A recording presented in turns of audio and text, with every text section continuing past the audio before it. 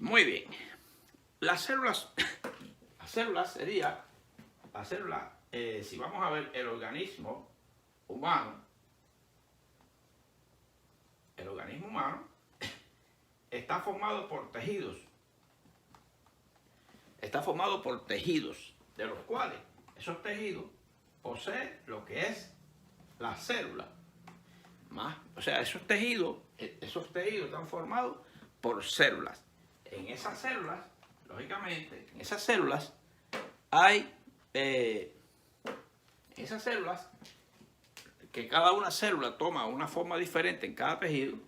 Esa célula va a tener, lógicamente, lo vamos a explicar por acá, un núcleo. Y va a tener organelos. Organelos que vamos a explicar un poquito ahora. Y dentro de esos organelos está la mitocondria. Muy importante. Eso es importante. Ahora, estas células, históricamente, las primeras células fueron llamadas procariotas. ¿Qué caracterizaba estas células? Por ejemplo, eran las primeras células en la Tierra. Tipo de células eran bacterias y de arqueas, sin un núcleo definido a membrana. ¿Veis? El nucleolo tenía cierta concentración de ADN y organelos no unidos por membrana. No estaban así en un citosol adecuado, en un citoplasma adecuado. Y no tenían mitocondria. Miren qué interesante. Y las llamadas eucariotas, le digo que la palabra eu viene de normal. Por ejemplo, un parto distóxico o un parto eutóxico.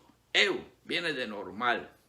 Eu viene de lo que sucede normalmente. Entonces, eucariotas son células ya normales, las de nuestros días, las que forman al organismo de nosotros. El núcleo está rodeado por membrana. El núcleo está rodeado por membrana.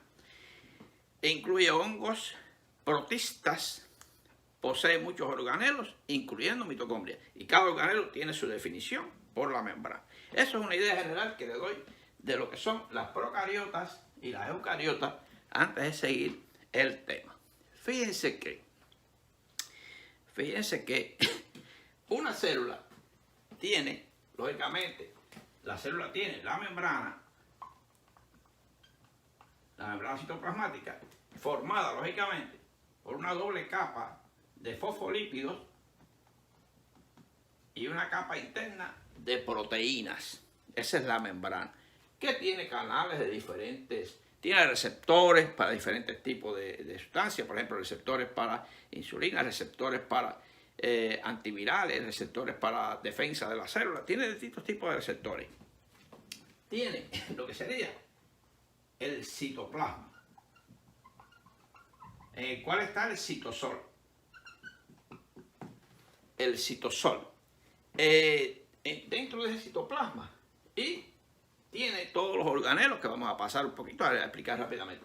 Y tiene entonces el núcleo. Un núcleo que contiene en su interior al nucleolo. Al nucleolo, ahí dentro. Este sería el nucleolo, este es el núcleo, ese que está en azul. Y muy bien separado en las células eucariotas, con su membrana propia, etc. Muy bien. ¿Qué organelos tenemos? Prácticamente tendríamos, pasamos a ver esta verdecita, la ven aquí, vamos a ver qué es la mitocondria. Vamos a hablar un poquito de la historia de la mitocondria, porque según la ciencia, la mitocondria fue un parásito. No estuvo siempre en la célula. Pasó a la célula eucariota después, parece que absorbida, porque la vieron como que, lógicamente, un parásito productor de energía. Y dice, esta me la cojo para mí. Y fue como fagocitada y llevada al interior de la célula. Es un poquito de historia que hay, la ciencia la está, hay pro y en contra de estas teorías. Tenemos la mitocondria, que la vamos a explicar un poquito más adelante. Tenemos entonces el aparato de Golgi. El aparato de Golgi. Tenemos el aparato de Golgi, donde es como un almacén, donde se terminan de perfilar y preparar exactamente todas las proteínas, inclusive neurotransmisores, etc. Tenemos entonces el retículo endoplasmático liso, por ejemplo, que su función es estabilidad y también trabaja como, el liso trabaja como conducción de sustancias dentro de la célula. Tenemos el retículo endoplasmático rugoso, que posee, estos esos puntitos que ustedes ven ahí, posee ribosomas. Ribosomas donde están los tripletes que esperan al mensajero que trae una información desde el núcleo para formar nuevas proteínas. Se lleva la información y entonces forma las llamadas proteínas, que es las proteínas de cuatro estructuras, proteínas, sobre todo, y forma nuevos ADN y nuevos elementos para las proteínas. Tenemos entonces también el centriolo. El centriolo, este centriolo que prácticamente organiza los microtúbulos y ayuda a organizar lo que es los microtúbulos y los filamentos para hacer lo que es el citoesqueleto. Fíjense qué interesante, la vacuola que recoge productos de desecho. Y el lisosoma, por ejemplo, el lisosoma que tiene enzimas proteolíticas que degradan productos de desecho. Igual, y la vacuola se encarga como de recogerlo. Fíjense cómo la célula está tan organizada, tan bonita, que tiene casi todos los elementos, como una fábrica, una empresa en que todos tienen su función. Muy interesante. Por eso es que la enfermedad mitocondrial, prácticamente es ese grupo de enfermedades donde no está o está defectuosamente, genéticamente, la mitocondria. No hace su función adecuada o prácticamente se destruye y no aparece. Por tanto, ahí se corta la función de la mitocondria. Y entonces tenemos la llamada mitocondria, que prácticamente hay unas 500 mitocondrias aproximadamente por célula. Cada una de ellas puede tener 2 o 10 copias de ADN. Ellas tienen su ADN, unos 37 aproximadamente ADN, que tienen 37 37 cromosomas, y prácticamente tiene su ADN mitocondrial para formar sus propias también estructuras, porque prácticamente decimos que recuerden que ella era como una estructura muy individual que pasó a vivir en la célula. Muy importante todo eso. Muy bien. Fíjense que vamos a ver entonces algunas partes de este órgano tan fabuloso, de este órgano tan importante. Vamos a ir dejando mientras aquí la célula. Vamos a ver lo que es la mitocondria. La mitocondria tiene una membrana externa, tiene una membrana interna,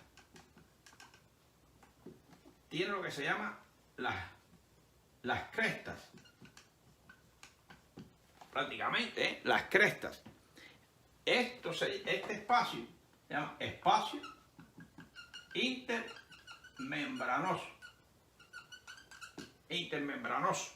muy importante. Y aquí estarían en la parte más interna lo que es el ADN mitocondrial. El ADN mitocondrial. Tiene entonces, ahí están los ADN, tiene ribosomas. Prácticamente ella funciona como especie, prácticamente ella funciona como una célula, pero dentro de la propia célula. Y esto es lo que le llamamos matriz. La matriz mitocondrial. Ya donde están los elementos y donde se realiza prácticamente el ciclo de Krebs, recuerden, y la cadena respiratoria, ahí adentro. Muy bien, después que hemos visto esta interesante mitocondria, este interesante elemento productor de energía. Vamos a ver un poquito de historia de ella. Prácticamente. Decíamos que en la antigüedad las mitocondrias le llamaban centrales eléctricas. Oye, interesante.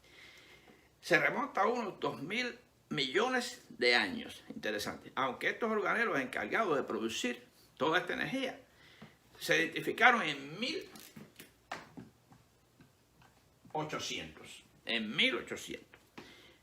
Surgieron y se integraron a la célula y sigue siendo hoy un objeto de debate. O sea, como que no estaban dentro de la célula. Es increíble cómo el antepasado eran, como se consideraba, como una bacteria de vida libre, fíjense que, y fue ingerida por otros organismos unicelulares. La mayoría de los biólogos piensan que la bacteria supuso una ventaja para su anfitrión. Lógicamente, ella es capaz de producir energía, ATP, el famoso ATP, adenosintrifosfato, como producto final del ciclo de Krebs y de la cadena respiratoria, 36 moles de ATP y agua metabólica, agua buena. Esta es mío y parece que fue absorbido y ahí empezó la historia. Historia que es muy bonita, pero está en estudio aún y ahí es un objeto de debate, como les decía anteriormente. Ahora bien,